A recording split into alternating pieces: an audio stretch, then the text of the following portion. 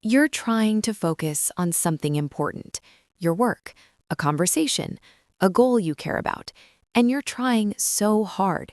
You're gritting your teeth, you're telling yourself to concentrate, you're blocking out distractions, you're using every ounce of willpower you have. But your mind keeps wandering.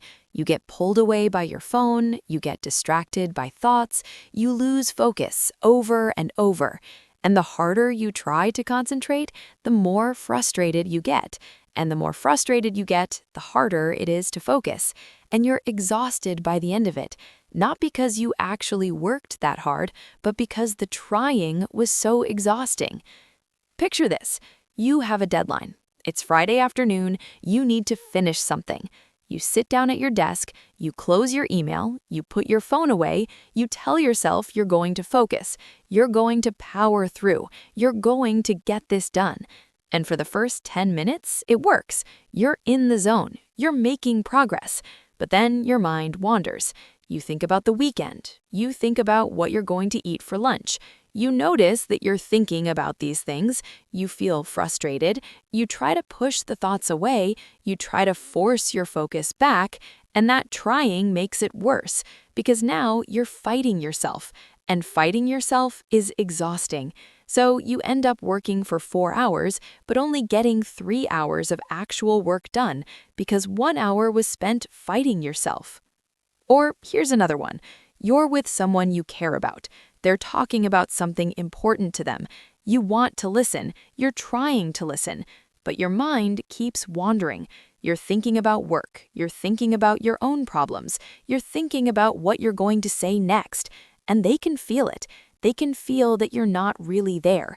So they stop talking. Or they say something like, "You're not even listening." And you feel bad because you were trying. You were really trying to focus, but you couldn't. And they don't understand that. They just feel like you don't care. And here's one more. You're trying to learn something new. You're reading a book or taking a class or watching a tutorial, and you're trying so hard to absorb the information. You're highlighting, you're taking notes, you're telling yourself you need to remember this, but it's not sticking. You finish the chapter and you don't remember what you read. You finish the class and the concepts are vague. You finish the tutorial and nothing actually changed in how you work. So you feel like you wasted your time. You feel like you're not smart enough to learn this. You feel frustrated and discouraged. So here's what's interesting about all of this. We all have the same problem. We can't focus. We're constantly distracted. We're constantly scattered. We can't seem to concentrate no matter how hard we try. And the problem isn't that we're weak or lazy or disciplined. The problem is that we're trying too hard. We're using the wrong approach. We think focus is something we have to force. We think we have to push through. We think we have to override our natural resistance. But that's backwards. And that's what's making it so hard. Because actual focus doesn't come from forcing. It comes from something completely different. Sound familiar? Welcome to Clarity Sessions. I'm Alex, and thank you for being here. Today we're talking about something that most of us struggle with constantly, and I think the reason we struggle is because we've been taught completely wrong about how focus works. We've been told that focus is about willpower, that it's about discipline, that it's about forcing ourselves to concentrate, that if we're not able to focus, it's because we're not trying hard enough. But that's not true. And believing that is actually what makes focus harder. Because here's the thing, focus is not a force, it's a state. It's a natural condition that happens when the right conditions are present. And most of us are actually destroying those conditions by trying to force focus. So today, we're talking about what actually creates focus. Not the forcing kind of focus, but the real kind. The kind that feels effortless, the kind where time disappears and you're just doing the thing, the kind that actually produces results. By the end of this episode, you're going to understand why you can't focus the way you've been trying. You're going to understand what actually creates real focus. You're going to understand how to access that state more reliably, and you're going to have some concrete practices you can use right away. So, if you've ever felt like you just can't concentrate, if you've felt like you're fighting yourself to stay focused, if you've spent hours trying to work but only getting a fraction done, if you felt scattered and fragmented and unable to pull yourself together, if you've wondered why some days you can focus and other days you can't, then this episode is definitely for you. Let's dive in. So let's start by understanding why most people can't focus, and it's not what you think. See, we have this idea that focus is a limited resource, that we only have so much of it, that if we use it all up on one task, we won't have any left for something else. And that's partly true. There is something called decision fatigue. When we make a lot of decisions, we get mentally tired. But that's not why most of us can't focus. The real reason most of us can't focus is that we're living in a state of constant distraction. Our attention has been trained to jump around. Our nervous system has been conditioned to respond to every notification. Our brain has learned that there's always something more interesting happening elsewhere. So when we try to focus on one thing, there's this constant pull to look at something else. And that pull is so strong that it's almost impossible to ignore. And here's the thing. Every time we give into that pull, every time we check our phone or switch tabs or let our mind wander, we're reinforcing the pattern. We're training our brain to do this more. We're strengthening the neural pathways that make us easily distracted. So over time, we become more and more scattered until the default state of our attention is just jumping around constantly. Now, here's the second reason we can't focus, and this is huge. We're fighting resistance.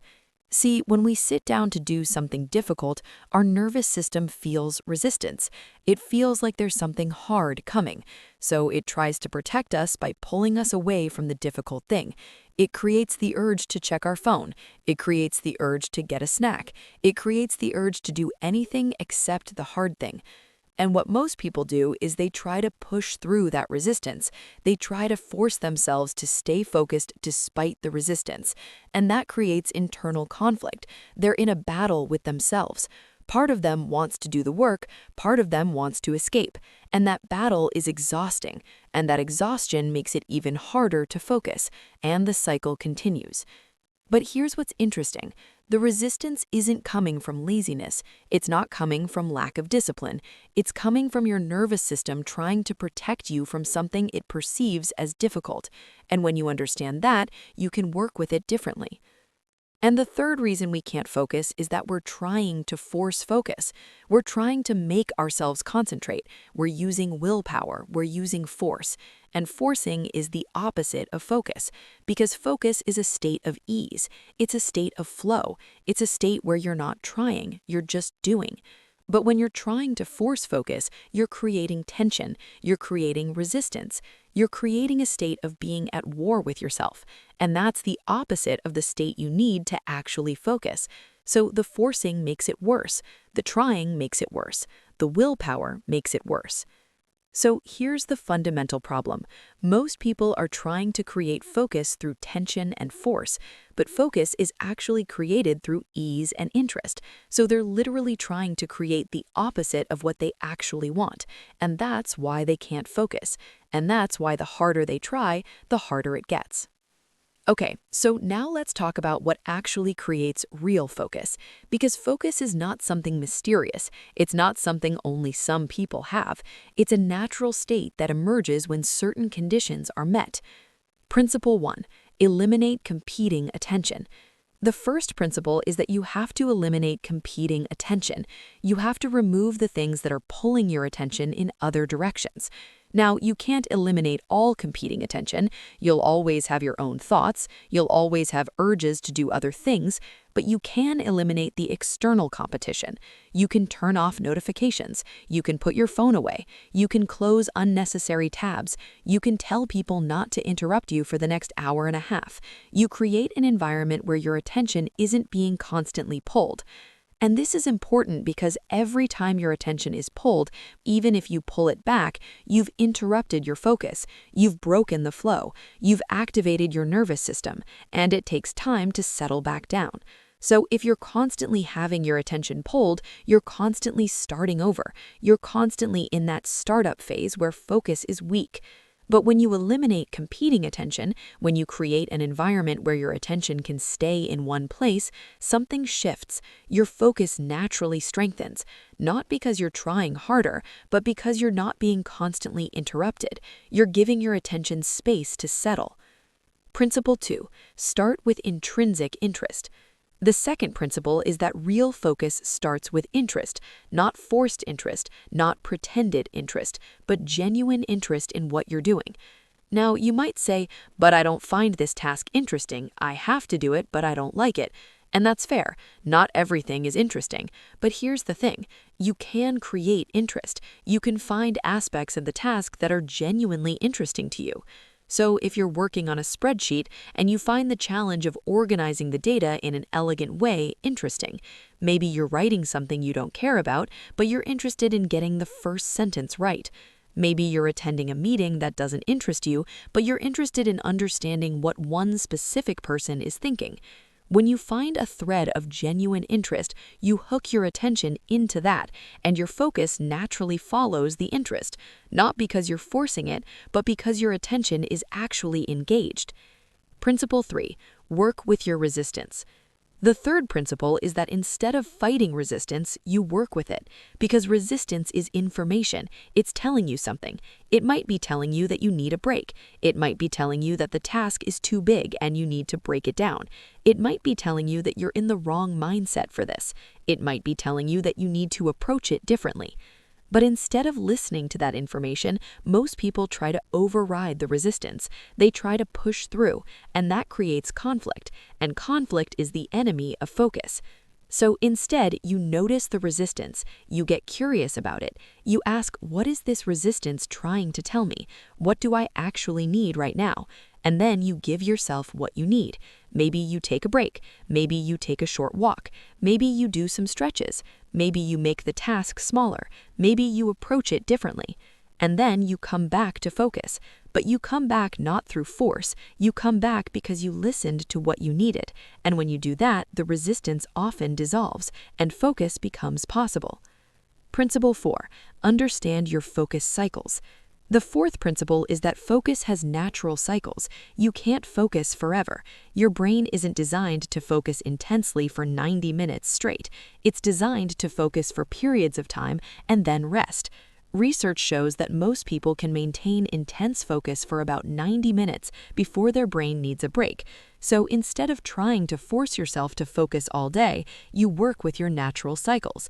You focus intensely for a period of time, then you take a break, then you focus again, and you respect those cycles. You don't fight them. You don't try to push through them. You work with them. And when you do that, something interesting happens. Your focus actually becomes stronger because you're not exhausting yourself. You're taking breaks before you're completely drained. So when you come back to focus, you're working from a place of having some energy left, and that makes focus easier. Principle 5. Create the right environment. And the fifth principle is that environment matters, not as much as people think, but it matters. Your nervous system responds to your environment. A chaotic environment creates a chaotic nervous system. A calm environment creates a calm nervous system. So creating a simple environment where you can focus helps. That doesn't mean it has to be fancy or expensive. It just means that it's clean enough that it's not creating visual noise. It's quiet enough that you're not being constantly startled. It has what you need so you're not constantly getting up to get things. And also, where you focus matters. If you always try to focus in a place where you've been distracted before, your nervous system remembers that. So it's easier to focus in a new place or a different place. Not always possible, but when it is, it helps. Okay, so now let's look at how you actually apply these principles, because understanding them is one thing, but actually using them is different. Example 1. Deep work at the office. Let's start with a work scenario. You have important work that requires real focus. You need to write a proposal, or analyze data, or solve a complex problem. And you've tried to focus on it, but keep getting distracted. So here's what you do. First, you eliminate competing attention. You turn off your email, you close Slack, you put your phone in another room. You tell your colleagues not to interrupt you for the next hour and a half. You close all tabs except the ones you absolutely need. Then you think about what aspect of this task you're actually interested in. Maybe you're interested in finding an elegant solution. Maybe you're interested in what the data actually says when you look at it closely. Maybe you're interested in explaining something clearly. You find a thread of genuine interest and you hook into that. And then you notice if there's resistance. You sit down to start and you feel overwhelmed. You feel the resistance. You get curious. What does this resistance trying to tell me? What do I actually need right now? And then you give yourself what you need. Maybe you take a break. Maybe you take a short walk. Maybe you do some stretches. Maybe you make the task smaller. Maybe you approach it differently. And then you come back to focus. But you come back not through force. You come back because you listened to what you needed. And when you do that, the resistance often dissolves and focus becomes possible. Example 2. Learning something new. Let's look at another scenario. You want to learn something, a new skill, a new language, a new subject, and you've tried before but couldn't focus long enough to actually learn it. Here's what you do differently. First, you acknowledge that learning is hard. It's supposed to feel difficult. Your brain is literally creating new neural pathways, so there will be resistance. Instead of fighting that resistance, you expect it. You know it's going to show up, and you plan for it. Then you find genuine interest in what they're saying. Not forced interest, but real curiosity about what's happening in their mind. What do they actually think about this? How do they actually feel about that? You get curious instead of just waiting for your turn to talk. Then you notice if there's resistance. Maybe they're talking about something that triggers you. Maybe they're talking about something that makes you defensive. You notice that resistance. You pause. You take a breath. And you get curious about that resistance instead of acting on it.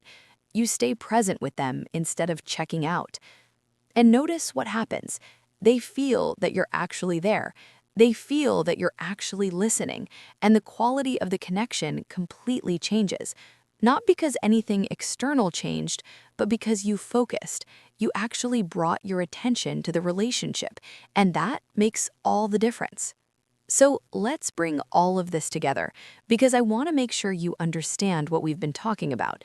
The problem is not that you can't focus. The problem is that you've been trying to create focus through force, and force is the opposite of focus. Real focus is created through ease, through interest, through working with your natural cycles instead of against them, through eliminating distractions, through understanding and working with your resistance. When you do those things, focus becomes natural. It becomes easy. It stops being something you have to force and becomes something that emerges. And here's what's beautiful about this. It's not about becoming a more disciplined person. It's not about having more willpower. It's about understanding how focus actually works and working with that instead of against it. And anyone can do this. It's not something only some people have. It's a natural ability that everyone has. But most people have been trained out of it by trying too hard, by being constantly distracted by environment and habit. But you can retrain yourself. You can remember how to focus. You can create the conditions where focus naturally emerges. And it doesn't take complicated techniques. It just takes understanding these principles and applying them consistently and being patient with yourself as you rebuild your ability to focus. So here's what I want you to think about. Where do you most struggle to focus? What task or situation makes you feel like you can't concentrate? Get specific about it, and then ask yourself, which of these principles could I apply here? What distractions could I eliminate? What genuine interest could I find? What resistance might I be fighting? What are my natural focus cycles? What would improve my environment? Choose one principle, apply it to one situation, and notice what happens, because that's where change begins. I want to hear from you about this. Drop a comment below and tell me about your focus struggles. What makes it hardest for you to concentrate? Or tell me if you've discovered something that actually helps you focus. Or tell me what you're going to try from this episode. Because when you share your experience, when you're honest about your focus challenges, you give permission to other people to be honest too. You create a conversation around something that so many people struggle with, and that can actually help people make real changes. If this resonated with you, if this helped you understand focus in a new way, please subscribe to Clarity Sessions. We're doing this every week. New practices, new ways to understand how your mind actually works, new ways to work with yourself instead of against yourself. Because there are people out there who think they're broken, who think they don't have the discipline to focus, who think they're lazy or undisciplined or incapable, but they're not. They're just using the wrong approach. They're just trying to force focus instead of creating the conditions for it to emerge. And they need to hear that there's a different way, a way that actually works. And remember this, don't just believe what you hear, try it out for yourself. Pick one area where you want to focus better. Apply these principles, eliminate distractions, find genuine interest, work with your resistance, respect your natural cycles, and see what changes. That's how you'll know if it works. Thank you for being here. Until next time, remember that focus is not about forcing yourself harder. It's about creating the right conditions and letting it emerge naturally. This is Clarity Sessions. Take care.